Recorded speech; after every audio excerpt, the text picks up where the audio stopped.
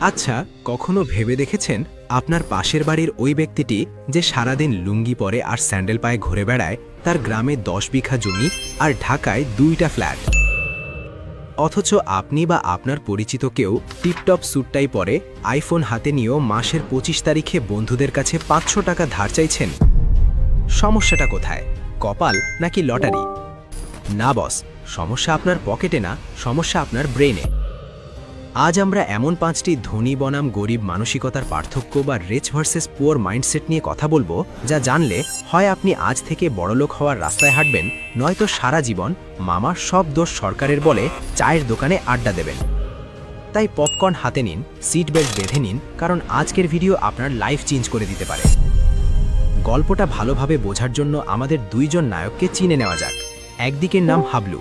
হাবলু মনে করে টাকা হলো হাতের ময়লা, আজ আছে কাল নাই, সুতরাং ওরাও। হাবলুর জীবনের মেইন টার্গেট হলো পাশের বাসার ভাবি ও এলাকার মানুষের সামনে ভাব নেওয়া। আর অন্যদিকে আছে লাবলু। লাবলু নামের মতোই লাবলু সবসময় লাভের চিন্তা করে। সে মনে করে টাকা হলো চারা গাছের মতো, যত্ন করলে একদিন বিশাল গাছ হবে। লাবলু দেখতে সিম্পল, কিন্তু তার প্ল্যানিং সলিড। মাসের 1 তারিখ হাবলু আর লাবলু দুইজনেই 30,000 টাকা স্যালারি পেল। মেসেজটা দেখার সাথে সাথেই হাবলুর রিয়াকশন, ইয়েস, মামা অনেকদিন ভালো মন্দ খাই না, আজ আর ডাল ভাত না, আজ হবে কাচ্চি বিরিয়ানি। আর হ্যাঁ, ওই নতুন ব্র্যান্ডের জুতোটা অর্ডার করতো, ক্রেডিট কার্ডে নিয়ে নেব। লাইফ একটাই, এনজয় না করলে কি চলে। অন্যদিকে লাবলু স্যালারি পাওয়ার পর শান্তভাবে ক্যালকুলেটর বের করল। সে প্রথমেই 5,000 টাকা এমার্জেন্সি ফান্ডের জন্য সরালো, কারণ বিপদ বলে কই আসে না। এরপর আরও 5,000 টাকা শেয়ার মার্কেট বা এসআইপিতে ইনভেস্ট করল। বাকি টাকা দিয়ে সে মাসের খরচ চালাবে। লাবলুর ফিলসফি সিম্পল, আগে সঞ্চয় তারপর খরচ। দর্শক বন্ধুরা, আপনারা কি খেয়াল করলেন, টাকা পাওয়ার 5 মিনিটের মধ্যেই হাবলু চিন্তা করছে কিভাবে টাকাটা খরচ করবে, আর লাবলু চিন্তা করছে সেই টাকাকে কিভাবে কাজে লাগাবে। গরিব মানসিকতা মানেই হলো ইনকাম হওয়ার সাথে সাথে খরচ বা এক্সপেন্সেস, আর ধনী মানসিকতা মানে হলো ইনকাম হওয়ার পর বিনিয়োগ বা ইনভেস্টমেন্ট। এখন সত্যি করে কমেন্টে বলুন তো, স্যালারি বা পকেট মানি পাওয়ার পর আপনার মাথায় প্রথম চিন্তা কি আসে? 1 শপিং, নাকি 2 ইনভেস্টমেন্ট? লজ্জা পাবেন না, কমেন্টে লিখুন। আমরাও দেখি কতজন ফিউচার মিলেনিয়ার আমাদের ভিডিও দেখছে। আসুন এবার অর্থনীতির সবচেয়ে বড় ভুল ধারণাটা ভাঙি। হাবলু লোন নিয়ে 2 লাখ টাকার একটা স্পোর্টস বাইক কিনল। সে ভাবছে এটা তার সম্পদ বা অ্যাসেট। সে বাইকে হেলান দিয়ে সানগ্লাস পরে সেলফি তুলে ফেসবুকে আপলোড দিল, new beast in the house. কিন্তু বাইকটা কেনার পর কি হলো? প্রতি মাসে পেট্রোল খরচ, মেইনটেনেন্স খরচ, ইঞ্জিন অয়েল চেঞ্জ আর রাস্তায় ট্রাফিক সার্জেন্ট মামার চা নাস্তা খরচ, সব মিলিয়ে হাবলুর পকেট থেকে টাকা বের হতেই থাকছে। মাস শেষে দেখা যায় বাইকের কিস্তি দিতে গিয়ে হাবলুর নাভিশ্বাস উঠে যাচ্ছে।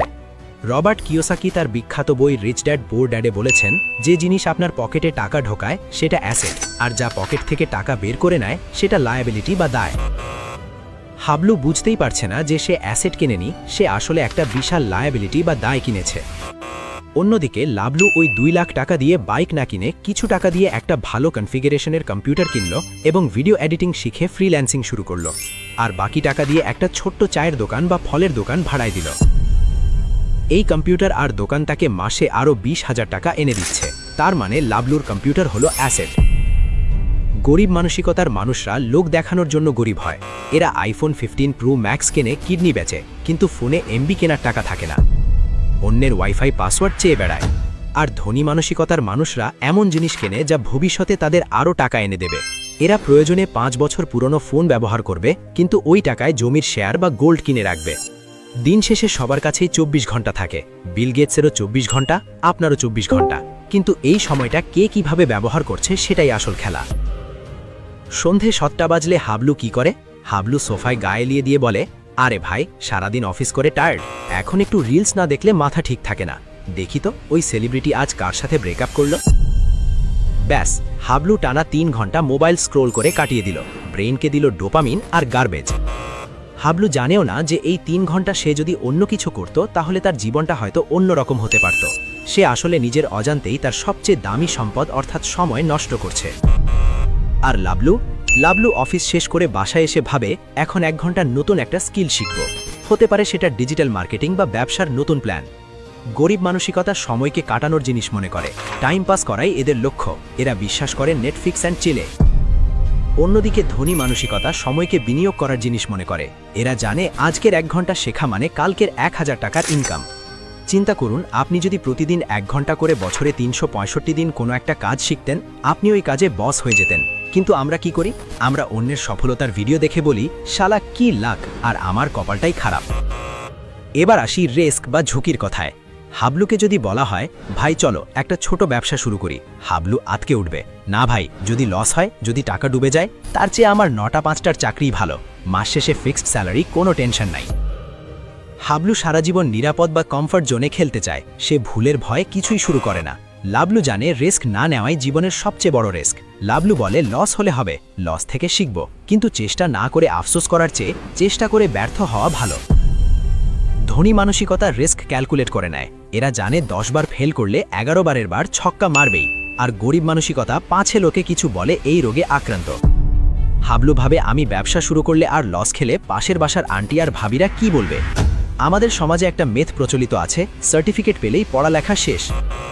হাবলু মাস্টার্স পাশ করার পর গ্র্যাজুয়েশন ক্যাপ আকাশে ছুড়ে দিয়ে বলেছে, ইয়াহু, পড়ালেখা শেষ, আর কোনোদিন বই ধরব না।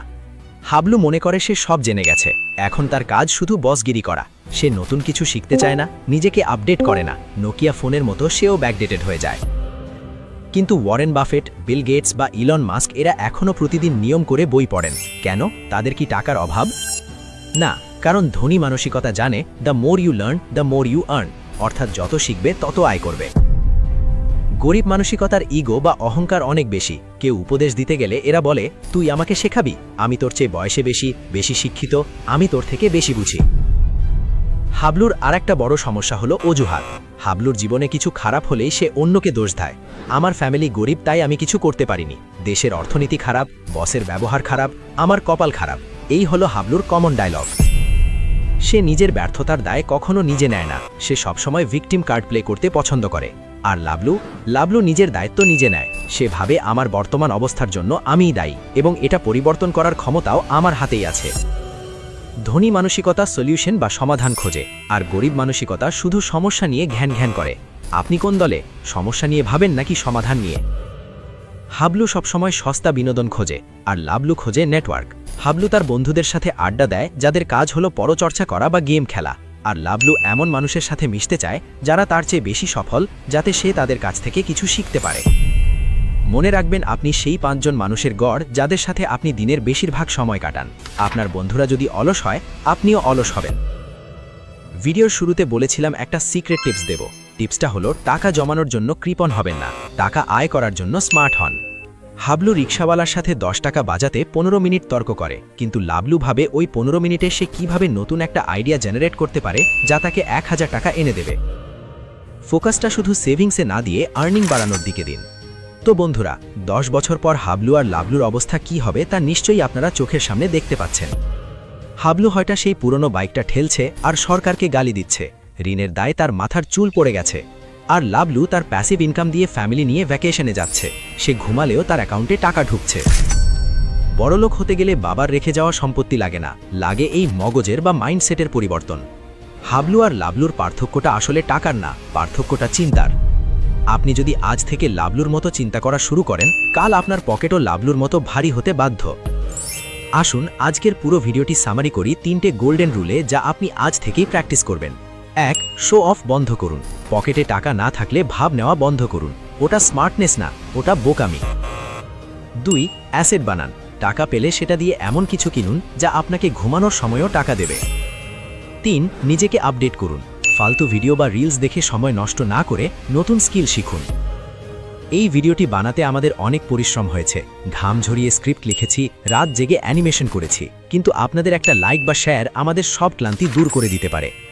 ভিডিওটি যদি আপনার একটুও ভালো লেগে থাকে, তাহলে আপনার সেই বন্ধুকে শেয়ার করুন যে সারাদিন শুধু টাকা নাই করে। আগামী ভিডিওতে আপনারা কোন টপিক দেখতে চান আমাদের কমেন্ট বক্সে জানান। 1. ছাত্র জীবনে টাকা জমানোর 5টি সহজ উপায়, নাকি 2. শেয়ার বাজারের অ আ ক খ। যার কমেন্টে সবচেয়ে বেশি লাইক পড়বে, পরের ভিডিও সেটা নিয়েই হবে। ততদিন পর্যন্ত হাবলু হবেন না, লাবলু হন। নিজের মানসিকতা বদলান, পকেট এমনিতেই বদলে যাবে। ভালো থাকুন, সুস্থ থাকুন, আর দেখতে থাকুন আমাদের চ্যানেল। দেখা হবে বিজয়ের মঞ্চে। আল্লাহ হাফেজ।